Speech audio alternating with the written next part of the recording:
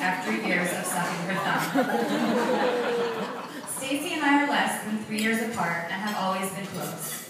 As children, we had our own language that only we understood, where we applied different meanings to words. So, most of you may not understand this, but I assure you, Stacy will.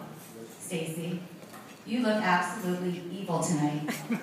And this is a really thinking wedding. We could even communicate with just a nod of our head, and in some respects still can. I guess that even as kids, we always just knew what the other was thinking. The best thing about growing up with Stacy is that she was not only my best friend, but my playmate, confidant, and first business partner. You may not know, but Stacy and I opened a retail store called Sparkles right in our basement. We priced, merchandised, and labeled everything we sold, and even had a trapper keeper complete with our inventory. We specialized in costume jewelry, doll clothes, and my mom's old purses. Sales were unfortunately pretty dismal, and we were forced to file Chapter 11 and move on to other ventures, like caring for our kid sisters, lip-syncing performances to Madonna and Paula Abdul, or playing Girl Talk or Clue.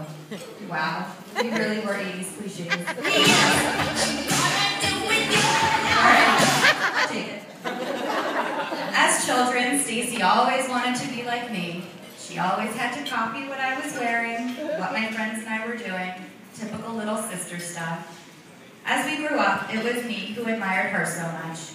Her bubbly nature and ability to talk to anyone, her sense of style, not including her Rasta phase, her surfer phase, or her dark lip liner with light lipstick phase. Too sexy for my love.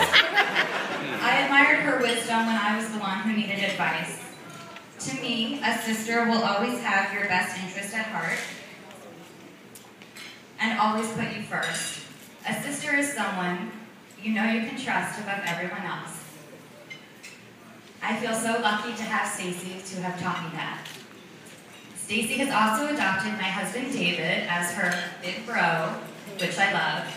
David's first bro test came when Stacy needed some dating advice. David told Stacy that she deserved to be put on a pedestal and shouldn't settle for anything less. We're so happy that you took that advice, and David, I'm sure, is mostly happy that he was once again right. Love you, David. Well, I'm not sure if you all know how Stacy and Mark met, although we've all been told a few times. But they both traveled to Israel on the Birthright program in February of 2009. When she was on that trip, I'm pretty sure she managed to make one call home to my parents, and in that 10-minute call, she told them that she had a new guy, best friend, that she'd met on the trip. Something must have happened between the Dead Sea and Fort Lauderdale Airport because they've been inseparable ever since. Mark, I can't believe Stacy literally had to travel halfway across the world to find you, but I'm so happy she did. I've never seen her so happy, and you two truly are a perfect pair. Mark is so friendly and outgoing, he could talk to a wall. And if his stories go too long, that is oftentimes what ends up happening. All kidding aside, all kidding aside, over the past few years, I've been able to see your love of family and your thoughtful nature. Mark, thank you so much for making Stacy happier than I've ever seen her and loving her so much. When I was recently at Mark and Stacy's apartment, I got a glimpse of Stacy's crazy closet. I'm not sure if you know, although you probably do, but Stacy is a little bit of a fashionista shopaholic, and one bedroom in their apartment is dedicated to her shoes, her clothes, her bags, and her jewelry.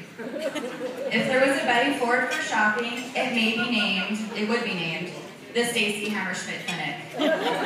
Anyway, I looked at her closet and made a typical me, yes I can admit it, comment. She has a problem. And Mark's reply, this is true, yeah, she needs a bigger closet. To me, that sums it up. He doesn't stifle her. He accepts Stacy for Stacy and only wants to love and provide for her. I can't think of anything more I'd want for my sister. Now, I've taken my matron of honor duties very seriously tonight, and in addition to telling the bride and groom that the invitation time was 6 o'clock, ensuring that they'd be on time for their walk down the aisle at 8, I've decided to impart some of the marital wisdom that I've gleaned in the past 3.5 years. 1, always put each other first. That means Mark is more important than a sale at your favorite boutique, and Stacy is more important than the Canes. 2, always have a hot meal on the table at the end of a long day. Stacy, always be sure to thank Mark for having your dinner ready.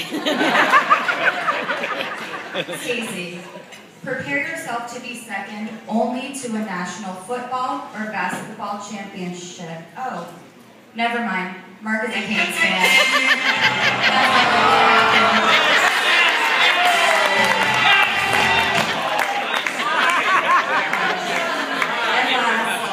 And this one's for you, Mark. If she says, I don't care, do whatever you want, she does care, and you better find out what she wants you to do.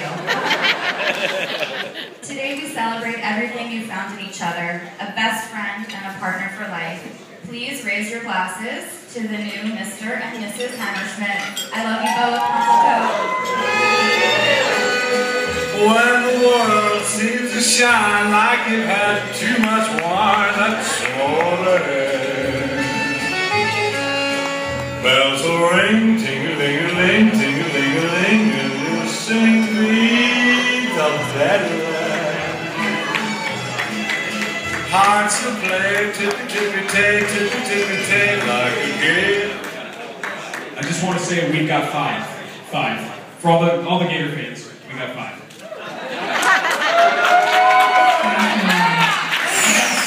Pretty awesome. So we'll be right back to show you a meal. The party will start listening.